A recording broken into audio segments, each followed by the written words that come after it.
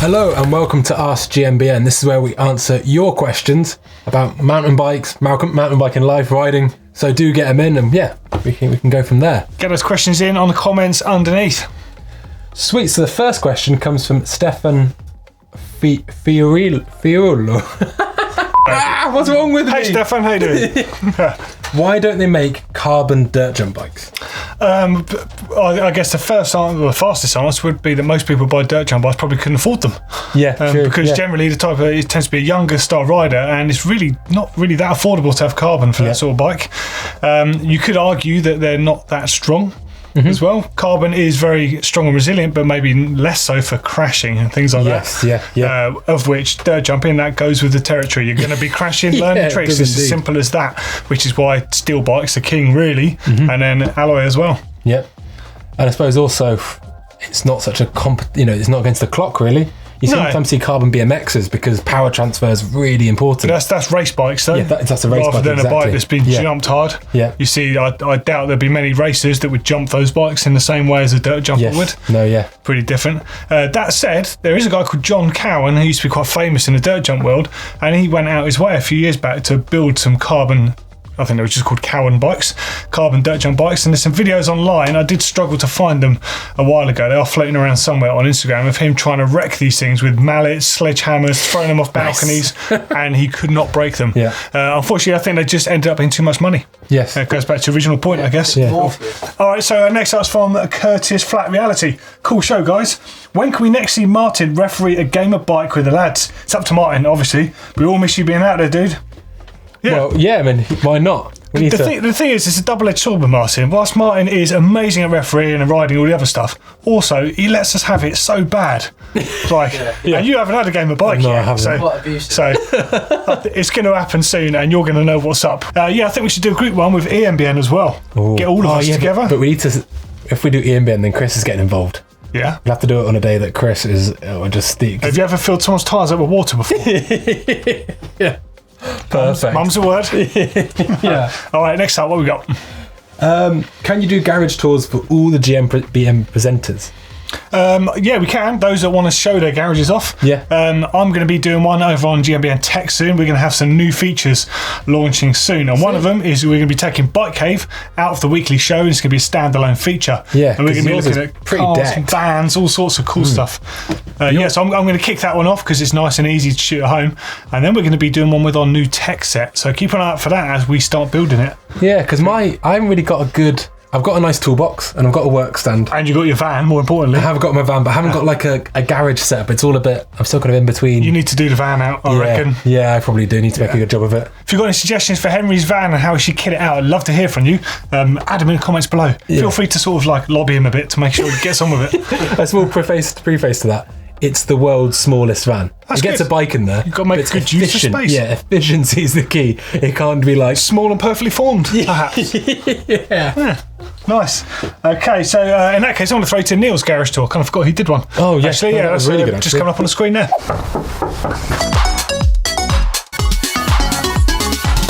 So should we start with the bikes? I guess one of the bonuses of working for GMBN is I get to ride lots of different bikes. Got a Canyon Exceed, hardtail at the back.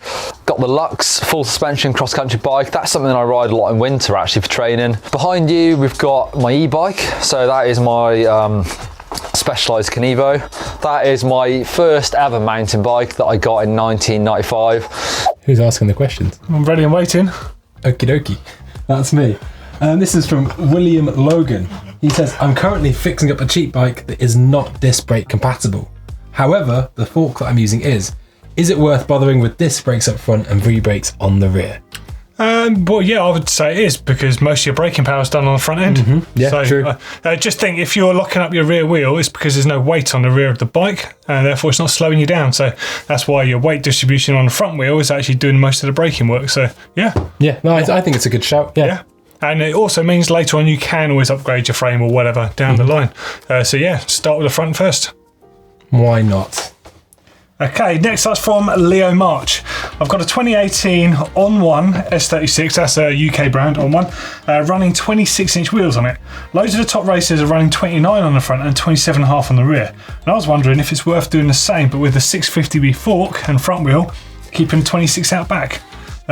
If so, what do you recommend? Yeah, I mean, it's a good shout. I mean, I think that bike, if I'm right in saying, is designed around 650 wheels.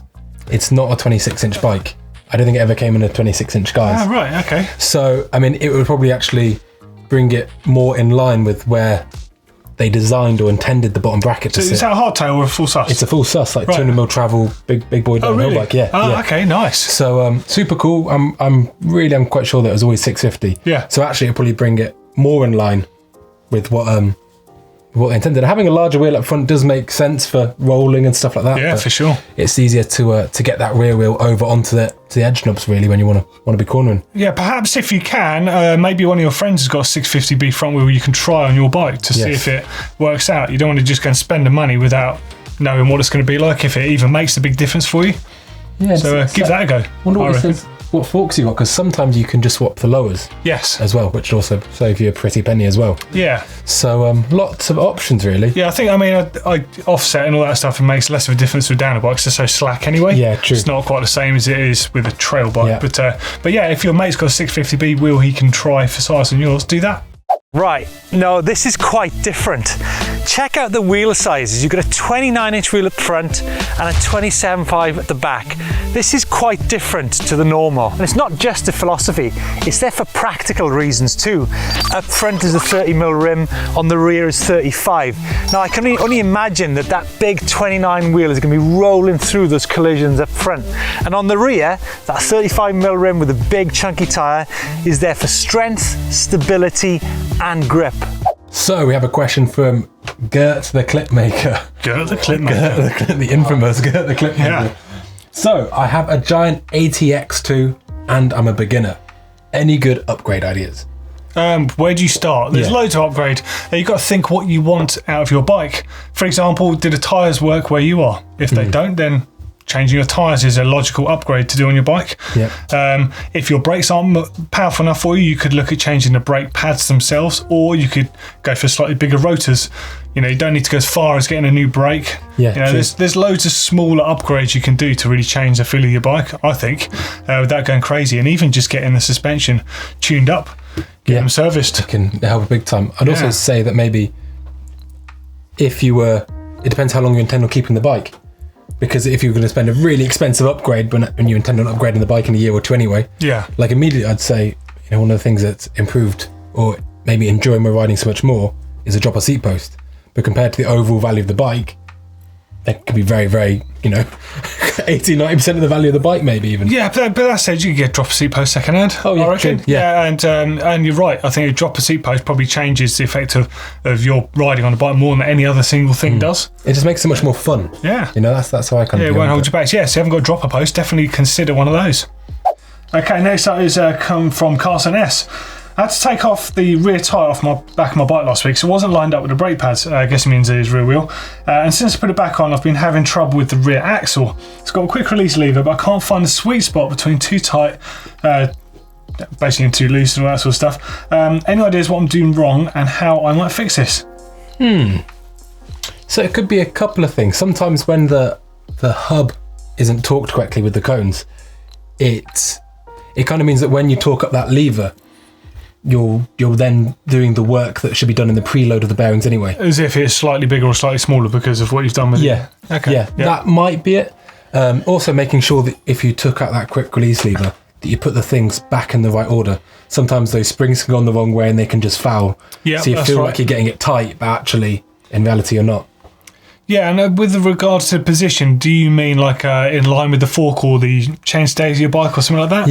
Yeah. Okay, it does depend on the orientation, how you put it on the bike, and even if it's on the correct side.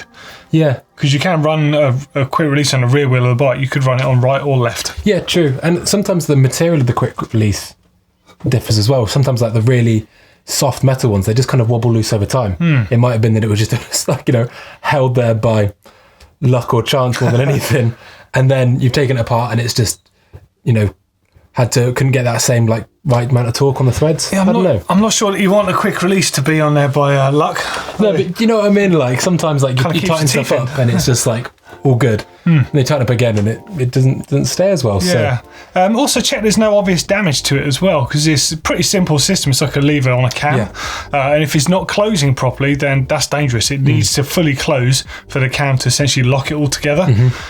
So check that. Check also, like Henry was saying, check it's actually in your dropouts correctly. Yes, yeah. You know, it can be quite easy. Some dropouts have little tabs on them to make sure those quick releases don't fall out, but they can actually hinder them going in. Yeah, true. So, so it's got to sit in there nice and flush, and it should just sort itself out. What else? Make sure the derailleur hangers on properly as well. Yeah, that can affect things. If you've got where your rear derailleur bolts onto a hanger, sometimes that hanger bolts onto your frame. If that's loose, that can affect it as well. Yeah. Process of elimination, really. Yeah. There's a few things you need to look at. 15 answers there, so take your pick. Which one's your favourite? Yeah, just be safe whatever you're doing and double check everything. Yeah. So next we have a question from Christopher Fay, and he says, I have 2.1 inch tyres on my 27 inch rims with the inner tubes. Would larger tyres work on the same rims, or do I have to get larger rims? The rims are not tubeless ready, but to convert them to tubeless, is it only rim tape, sealant and valves I need, or do I have to buy tubeless ready rims and tyres? Well, all right. Well, looking at the tyre size, you can pretty much run most tyre sizes. I'm not talking about bigger plus sizes. Most normal sizes, 2.1s to say 2.5. You're about to run them on most size rims without too much trouble. Obviously, the bigger the tyre goes, the wider the rim you should have to help support that tyre. Otherwise, it's not going to feel as good as it should feel. There's exceptions to the rule. It's hard to say because you haven't said how wide your rims actually are. But I would have thought if you got 2.1s, you could go up to a 2.5 without too much trouble on there. Yeah. And then we say, would larger tyres work on the same rims? Yeah, that's fine. The rims are not tubeless ready. Well, technically, no rims are tubeless ready. And the whole mountain bike market tell you that their rims are tubeless compatible. It's like, it's just got tape on it. That's all it is. The only true tubeless compatible use the Mavic system, which is called UST, where the rim bed is sealed off completely. They are the only true tubeless. Everything else is just essentially converted, which you can do with something as simple as Gorilla Tape. Yes, yeah, it's true. You literally tape your rim up with some Gorilla Tape, which you can get from sort of a homeware store or DIY shop, and then get some tubeless valves, and then hey presto, your rims will be tubeless ready. Yeah. I'd also say that when you are converting, sometimes with maybe a couple of years older rims, they don't hold the bead of the tyres as it goes up. Yeah. So maybe if you have that issue, put another layer of that Gorilla Tape on, or whatever it is you're using, and that will basically be tighter to the bead of the tyre. Yeah, so what Henry means is essentially you're making the rim very slightly bigger, so the tyre sit is a lot tighter as the fit. The tighter the fit will be, the better the seal is going to be, and then you can set yours up tubeless. And it's funny, that was an old trick. People don't really experiment with the cup so much anymore, but a couple of years ago, remember on the World Cups, people would be running slightly narrow rims on more natural tracks, because then they could get the tyre to pivot more and grip more. But when you hit corners really hard, if you're riding more bike park, could roll it around, you can roll it right off. Yeah. So it's funny how the fashions change. Yeah, it is. Yeah, and I wouldn't work. The width of the rim, as long as it holds the tyre. I think it'll be fine. The only thing you do need to bear in mind, if you are getting some new tyres, most new tyres do tend to be tubeless ready, and tyres are very different because they essentially have an extra layer of rubber on the inside, which means they're more likely to hold the air in there. Otherwise, you're going to need to use something like a Stan's tubeless conversion solution. It's got a little bit more latex in than some of the others, and it can effectively seal the inside of the tyre like you would buy the tyre in the first place like it. Does that make sense? Yeah, it's kind of makes sense to me. No, good answer. Yeah, a long way around. Is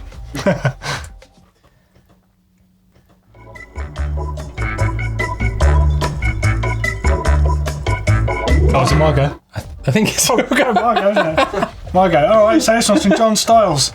I'd like to ask GMBN how to feel looser on the bike, like water. Oh, I'm not sure Bruce how you go loose like water. Like water. Interesting. I'm trying to switch to flat pedals to get some more confidence, but I'm still feeling really stiff on the bike. I need some help. P.S. I'm coming back from a broken shoulder blade. Confidence could be a problem.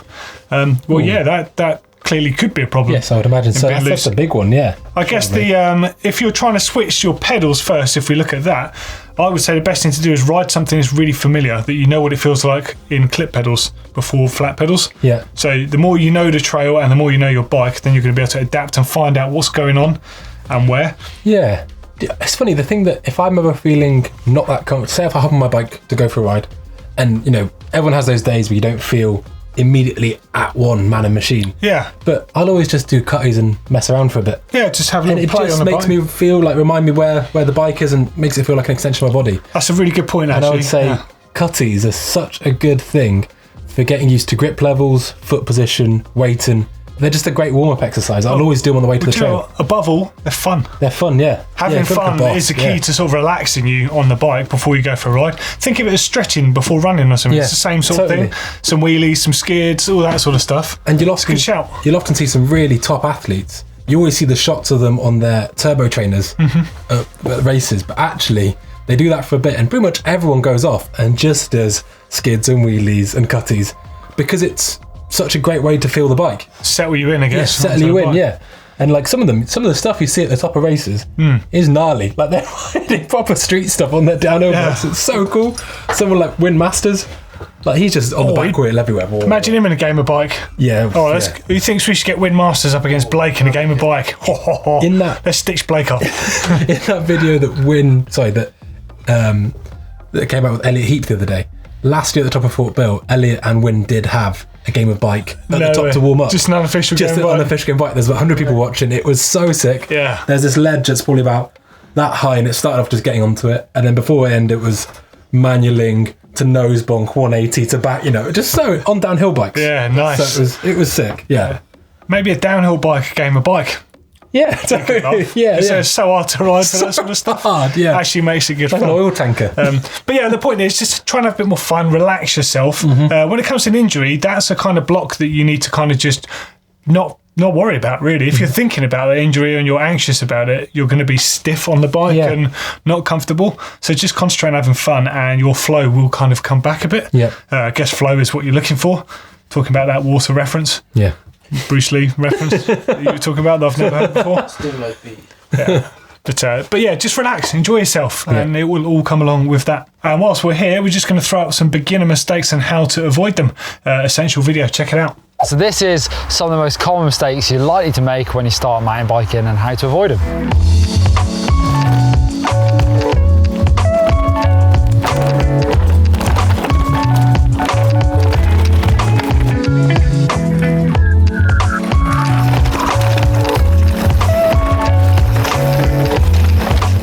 And now it's time for Correct Me If I'm Wrong. So this week we've got a really cool entry. This is from Fabian in Mexico. So he's trying to clear 2 jumps here, and after several tries he can't get any confidence to go any bigger. Also, when he tried, he wasn't able to go higher on the jump, so he needs some recommendations. All right, let's have a look. So he hangs up the first one, a little bit of a brake check there afterwards. Yeah. I think the approach is quite key. Yeah, I think you can see it on the second one, and although we don't see the run in for the first one from the side angle, but it almost looks like he's going, not using the transfer to gain height, especially in the second one. Like if that was the transfer, he's pushing up, over, and almost through it. He's kind of, I would say, Go on, sorry. no. So I'd say there's a technique that when they're using PMBI, which is out of Whistler, called CPR, crouch, pressure, engage. Yep. Coming into the lift off, you crouch, Yep. So pressure, in. and then not CPR, crouch, pressure, release, and then as you just get to the lift, just release that pressure, and the bike will, and it'll take you through. And it's a really good. It maybe not be the best for, like maximizing big height or boosting jumps, but just as a way to get over jumps stably, especially well built jumps. Really useful, and I would say it gets you. It doesn't seem to be coming over neutral, Well, I'd also say on that first jump, it looks like, Fabian, you might not have had enough speed coming in, or perhaps you had a short run in. So it looks like to me that you've done a few pedals, you've got to the jump, realised you're not quite going quick enough, you've pulled up quite hard, and then you've hung up, which is slightly lost your speed, and then you've had a bit of a brake check and a bit of a wobble before that second one. So I would say start your run up way further back, get some speed up, because you can always brake check to bring it down again. Yes, true. And then you'll be nice and settled before you get to the jump, and then do what Henry said. I think that's a good way of getting yourself a bit more stability. Yeah. Your shape on the bike looks pretty good. So there you go. Well, there we go. That's the end of Ask GMBN. I'm going to love you and leave you now. Get all your questions in for next week's show down there.